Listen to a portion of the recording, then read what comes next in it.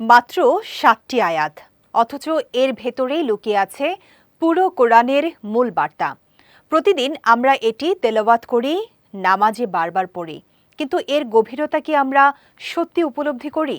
সূরা আল ফাতিহা, যাকে হযরত মুহাম্মদ সাল্লাল্লাহু আলাইহি ওয়াসাল্লাম উম্মুল কোরআন বলে অভিহিত করেছেন, কেন এটিকে শেফা, হেদায়েত ও রহমতের উৎস বলা হয়? কি আছে এই ছোট্ট সূরার ভেতরে যা একে করেছে অনন্য ও অতুলনীয়? বিস্তারিত থাকছে ডেস্ক রিপোর্টে। সূরা আল ফাতিহা পবিত্র কোরআনের অন্যতম গুরুত্বপূর্ণ ও মর্যাদাপূর্ণ একটি সূরা। এই সূরা দিয়ে কোরআন শুরু হয়েছে এবং মুসলমানদের সর্বশ্রেষ্ঠ ইবাদত নামাজও শুরু হয় এর মাধ্যমে।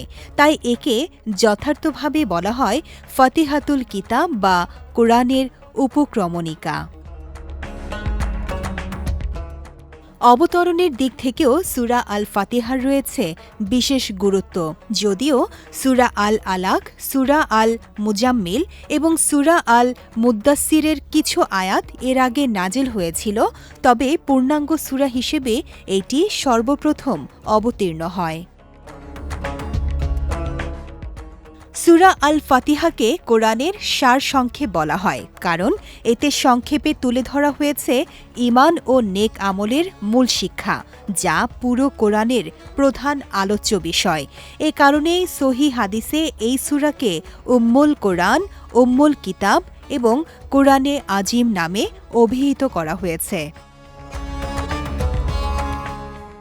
এই সূরা পাঠের মাধ্যমে মানুষ আল্লাহর কাছে সরল পথ বা সিরাতুল মুস্তাকিমের হেদায়েত কামনা করে। কোরআন তেলাওয়াত বা অধ্যয়ন শুরু করার সময় মনের সব পূর্বধারণা দূর করে সত্যের সন্ধান করার নির্দেশনাও এর মধ্যে নিহিত রয়েছে। হযরত মুহাম্মদ সাল্লাল্লাহু আলাইহি ওয়াসাল্লাম ইরশাদ করেছেন, সূরা আল ফাতিহার তুলনা তাওরাত, ইনজিল, জাবুর কিংবা অন্য কোনো আসমানি কিতাবে নেই। এমনকি কোরআনেও এর সমতুল্য আর কোনো সূরা নেই। হাদিসে আরও বর্ণিত হয়েছে যে এই সূরা প্রত্যেক রোগের জন্য শেফা বা আরোগ্যের উৎস। এজন্য একে সূরায়ে শেফা বলেও অভিহিত করা হয়। অন্য এক হাদিসে উল্লেখ আছে, সমগ্র কোরআনের মধ্যে সবচেয়ে গুরুত্বপূর্ণ সূরা হল আলহামদুলিল্লাহি রব্বিল আলামিন, অর্থাৎ সূরা আল ফাতিহা। সব মিলিয়ে সূরা আল ফাতিহা শুধু একটি সূরা নয়, এটি মুসলিম জীবনের প্রতিদিনের ইবাদত, দিক নির্দেশনা এবং আত্মিক প্রশান্তির এক অনন্য উৎস। বিজয় টিভি নিউজ ডেস্ক।